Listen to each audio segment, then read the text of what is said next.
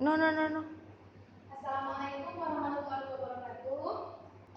Hari ini kita akan belajar tentang segitiga.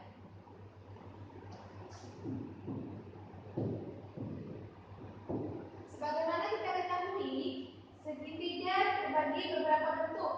Salah satunya segitiga sama sisi. Artinya, ketiga sisinya sama besarnya, panjangnya. Misalnya yang ini 10, A ke C, B, A, B sama dengan 10, B ke C sama dengan 10, A dan C sama dengan 10.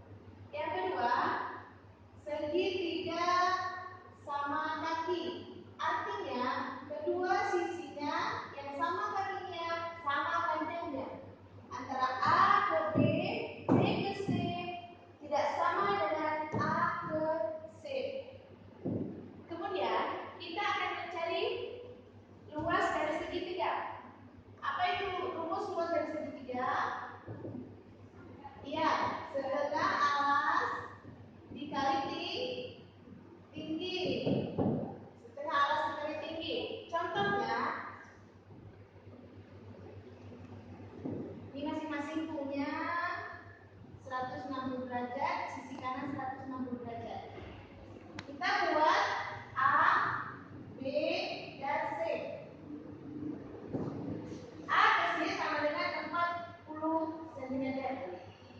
A ke B sama dengan 40 cm juga.